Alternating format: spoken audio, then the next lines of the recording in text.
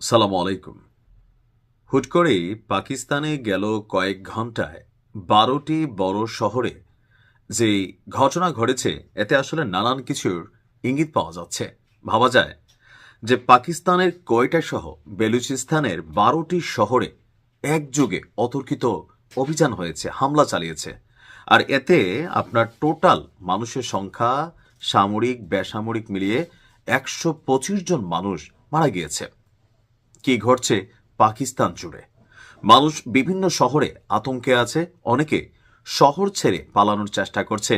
আরো বড় কিছু কি ঘটতে যাচ্ছে, বা এই ঘটনাগুলোর পেছনে আসলে কারা?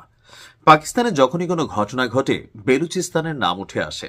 আপনারা সকলে জানেন বেলুচিস্তান পাকিস্তানের যে প্রদেশগুলো আছে এর মধ্যে খুবই বৃহত্তর একটা প্রদেশ হচ্ছে বেলুচিস্তান, যারা দীর্ঘদিন যাবৎ স্বাধীনতার জন্য লড়াই করছে। আর বলা হচ্ছে এই বেলুচিস্তানের আন্দোলনের পেছনে ভারতের থেকে শুরু করে পশ্চিমা শক্তি যারা পাকিস্তানকে ভাঙতে চায় তাদের সেখানে ইনভেস্টমেন্ট, এমনকি এই ঘটনাগুলোর পেছনে সম্পৃক্ততার তথ্য বিভিন্ন সময় পাকিস্তান সেনাবাহিনী বা পাকিস্তান সরকার বলে আসছে।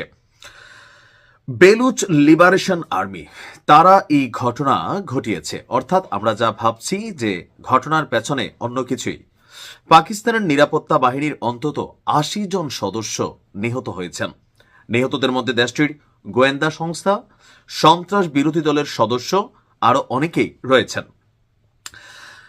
বিবৃতিতে এই বেলুচিস্তান লিবারেশন আর্মি যারা আছে বিএলএ, তারা দাবি করছে তাদের যোদ্ধারা বেলুচিস্তানের একাধিক শহরে সিরিজ অভিযান চালিয়েছে। তারা এই অভিযানকে অপারেশন হ্যারো ফেস 2 এ নামে আপনার উল্লেখ করেছেন।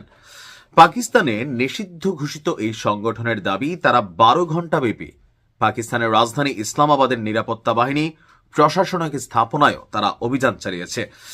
আর সামাজিক যোগাযোগ মাধ্যমে বেশ কিছু ছবি ছড়িয়ে পড়েছে, এবং কি অনেকেই এই সংগঠনের সদস্যদের অনেকেই গ্রেপ্তারের দৃশ্যপট আমরা দেখতে পেয়েছি।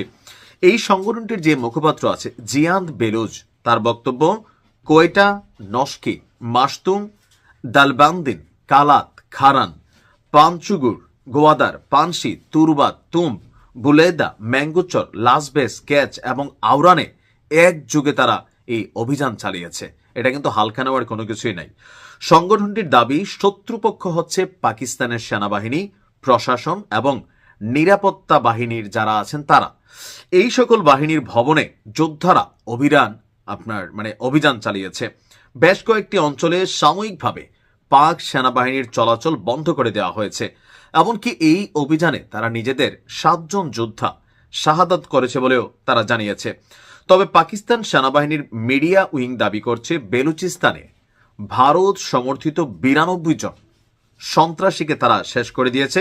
সেই সঙ্গে ১৮ জন বেসামরিক নাগরিক এবং ১৫ জন সেনাও নিহত হয়েছে। এখন পাল্টাপাল্টি দাবি আছে। আর বেলুচিস্তান এই মুহূর্তে উত্তাল আছে। এই শহর ছেড়ে অনেকেই আপনার চলে যাচ্ছে। এমনকি মসজিদগুলোতে সম্ভাব্য সামরিক হামলার প্রচার প্রচারণা চালানো হচ্ছে।